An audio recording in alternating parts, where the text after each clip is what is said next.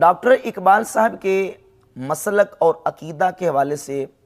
بعض دوستوں کی طرف سے سوالات آئے ہیں کہ آپ اس کا جواب دیں کہ ان کا مسلک کیا تھا اور ان کا عقیدہ کیا تھا، ڈاکٹر اقبال صاحب کی فکر کیا تھی۔ تو اس حوالے سے ڈاکٹر اقبال صاحب کی اپنی کتابوں سے چند اقتباسات میں آپ کے سامنے اس سلسلہ میں رکھ دیتا ہوں۔ ان کے ملفوظات، ان کے مکاتیب، ان کے خطوط، ان کے مضامین، مقالہ جات اور ان کی نظم ہو، نثر ہو اور ان کے حالات زندگی پر جو مستند کتب لکھی گئی ہیں، ان کتب سے چند اقتباسات میں آپ کے سامنے ان کی فکر، عقیدہ اور مسلک کے حوالے سے پیش کر دیتا ہوں، جس سے آپ خود اندازہ لگا لیں گے کہ ان کا مسلک اور ان کا عقیدہ اور ان کی فکر کیا تھی۔ بعض لوگ جو ہیں وہ اس طرح کرتے ہیں کہ مثلا دیوبندیاں تو وہ کہیں گے کہ دیکھیں ڈاکٹر اقبال صاحب نے دیوبندیوں کے اشرف علی تھانوی صاحب کی تعریف کی ہے، عبد الماجد دریابادی صاحب کی تعریف کی ہے اور انور شاہ کشمیری صاحب کی تعریف کی ہے، لہٰذا وہ دیوبندی تھے۔ اور بعض لوگ کہیں گے کہ دیکھیں جی وہ انہوں نے سیدنا داتا گنج بخش علی جویری رحمۃ اللہ کی تعریف کی ہے، حضرت مجدد الافسانی رحمۃ اللہ کی تعریف کی ہے، تو لہٰذا وہ ہمارے تھے۔ جبکہ ان کی اپنی کتابوں کے اندر نہ صرف ان لوگوں کی تعریفات اور ان کی شان کے حوالے سے اشعار موجود ہیں، بلکہ اس سے بڑھ کر انہوں نے جو اپنی کتابوں کے اندر بالخصوص کلیت اقبال کے اندر جو باقاعدہ نظمیں لکھی ہیں، ان میں سے ایک نظم مثال کے طور پہ آپ کے سامنے میں رکھ دیتا ہوں، جو انہوں نے گرو نانک کی شان میں پوری نظم لکھی ہے، نانک، اور اس میں انہوں نے گرو نانک کی پوری باقاعدہ تعریف کی ہے اور کہا ہے کہ لکھتے ہیں کہ صفحہ 289 پہ بت قدا پھر بعد مدت کے مگر روشن ہوا، نور ابراہیم سے آذر کا گر روشن ہوا، پھر اٹھی آخر صدا توحید کی پنجاب سے، ہند کو ایک مرد کامل نے جگایا خواب سے۔ یہ گرو نانک کی شان میں پوری نظم لکھی ہے ڈاکٹر اقبال صاحب نے، اور اس کے علاوہ صفحہ نمبر 221 پر رام کی شان میں پوری نظم لکھی ہے اور لکھتے ہیں کہ لبریز ہے شراب حقیقت سے جام ہند، سب فلسفی ہیں خطہ مغرب کے رام ہند، یہ ہندوؤں کے فکر فلک رس کا ہے اثر، رفعت میں آسمان سے بھی اونچا ہے نام ہند، اس دیس میں ہوئے ہیں ہزاروں ملک سرشت، مشہور جن کے دم سے ہے دنیا میں نام ہند، ہے رام کے وجود پہ ہندوستان کو ناز، اہل نظر سمجھتے ہیں اس کو امام ہند، اعجاز اس چراغ ہدایت کا ہے یہی، روشن تر از سحر ہے زمانے میں شام ہند، تلوار کا دنی تھا شجاعت میں فرد تھا، پاکیزگی میں جوش محبت میں فرد تھا۔ یہ رام چندر کی شان میں ڈاکٹر اقبال نے پوری نظم لکھی ہے۔ اس کے بعد آپ آگے چلتے جائیں، سر سید احمد خان علی گڑھی کی شان میں ڈاکٹر اقبال نے پوری ایک نظم لکھی ہے سید کی لوح تربت پر، جس میں 14 اشعار ڈاکٹر اقبال صاحب نے سر سید احمد خان علی گڑھی کے حوالے سے سید کی لوح تربت پر اس نظم کے اندر لکھے۔ پھر اسی طرح اپنے ایک ٹیچر پروفیسر آرنلڈ،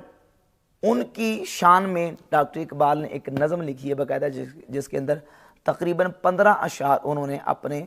جو ایک غیر مسلم ٹیچر تھے ان کے بارے میں لکھے ہیں۔ تو داتا علی جویری رحمۃ اللہ کے بارے میں اگر انہوں نے کچھ اشعار لکھے ہیں یا مجدد صاحب رحمۃ اللہ کے بارے میں لکھے ہیں تو یہ ساری چیزیں بھی ان کی آن دا ریکارڈ موجود ہیں۔ بلکہ سرود رفتہ کتاب ہے، شیخ غلام علی اینڈ سنس چھپی ہے، غلام رسول مہر جو کہ ڈاکٹر اقبال کے درینہ ساتھی ان کے شاگرد ہیں، انہوں نے ڈاکٹر اقبال کا جو سابقہ پرانا کلام ہے اس کو جمع کر کے شائع کیا ہے۔ سرود رفتہ کے 183 سے لے کر 191 نمبر صفحہ پر ڈاکٹر اقبال کا وہ مرثیہ جو انہوں نے ملکہ وکٹوریہ کے حوالے سے لکھا تھا، 110 شعروں پہ یہ مشتمل مرثیہ ہے، جس میں ڈاکٹر اقبال لکھتے ہیں کہ اے ہند تیرے سر سے اٹھا سایہ خدا، ایک غم گسار تیرے مکینوں کی تھی گئی، اور صفحہ 183 پہ لکھتے ہیں میت اٹھی ہے شاہ کی تعظیم کے لیے، اقبال اڑ کے خاک سرے راہ گزار ہو۔ یہ ملکہ وکٹوریہ کی شان میں انہوں نے 110 شعر کا مرثیہ لکھا ہے، جس میں وہ کہتے ہیں کہ اے ہند تیرے سر سے اٹھا سایہ خدا، ایک غم گسار تیرے مکینوں کی تھی گئی۔ تو انہوں نے ملکہ وکٹوریہ کی شان میں بھی لکھا، انہوں نے رام چندر کی شان میں لکھا، انہوں نے گرو نانک کی شان میں لکھا، انہوں نے سید کی لوح تربت پر 14 اشعار سر سید احمد خان علی گڑھی کے بارے میں لکھے، اور یہاں تک کہ انہوں نے اپنی ایک کتاب جس کا نام ہے نظریہ توحید مطلق اور شیخ عبد الکریم الجیلی، یہ اقبال اکیڈمی لاہور سے علامہ اقبال کی تقریریں، تحریریں اور بیانات چھپے ہیں۔ اس کے صفحہ نمبر 103 پہ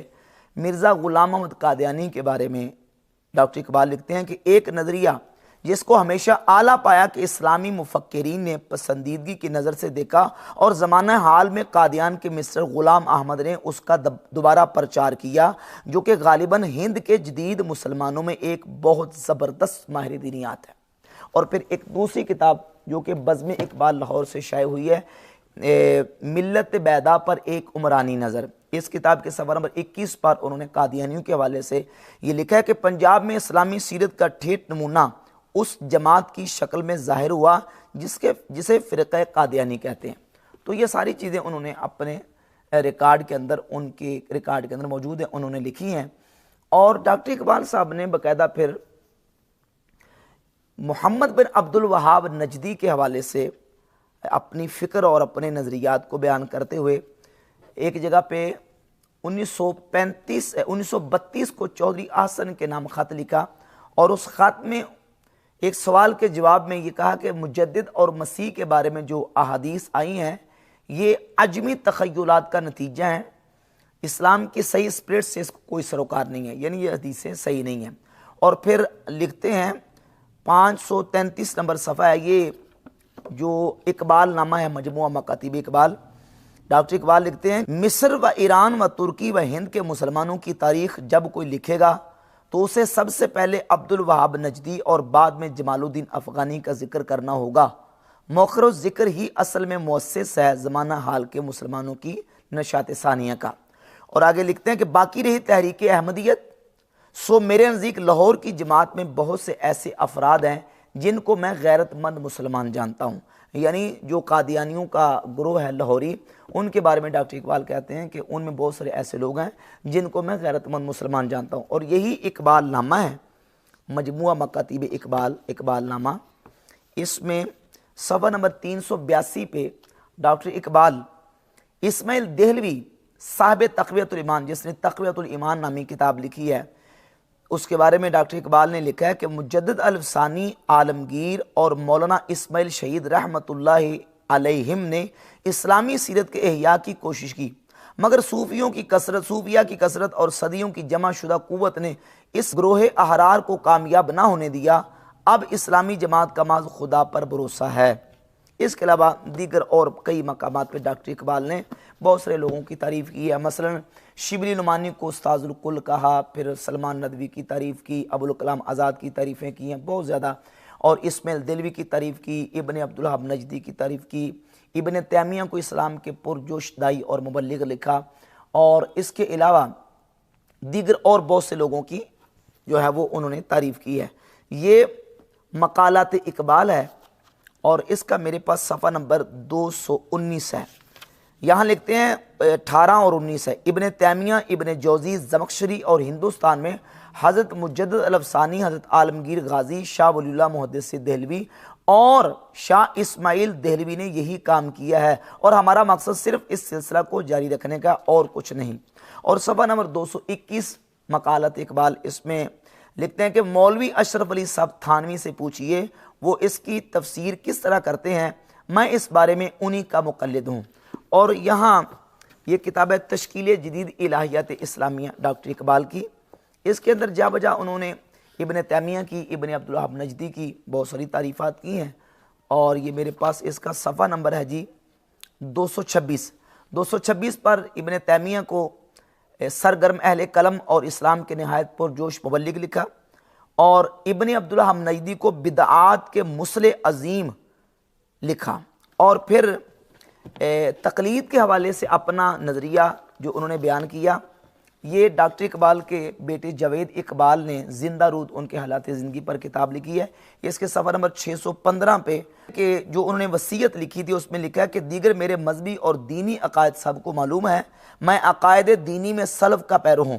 نظری اعتبار سے فقہی معاملات میں غیر مقلد ہوں، نظری اعتبار سے فقہی معاملات میں غیر مقلد ہوں، عملی اعتبار سے حضرت امام ابو حنیفہ کا مقلد ہوں۔ عملی اعتبار سے میں امام ابو حنیفہ کا مقلد ہوں، لیکن فکری اعتبار سے میں غیر مقلد ہوں۔ تو یہ ساری چیزیں ڈاکٹر اقبال کے لٹریچر کے اندر اور ان کی جو اپنی کتابیں، ان کی جو اپنی نظم اور نثر ہے، اس کی اقتباسات میں نے آپ کے سامنے رکھ دیے۔ اب ان تمام اقتباسات کی روح سے آپ خود فیصلہ کریں کہ ان کا نظریہ اور ان کی فکر اور عقیدہ کیا تھا۔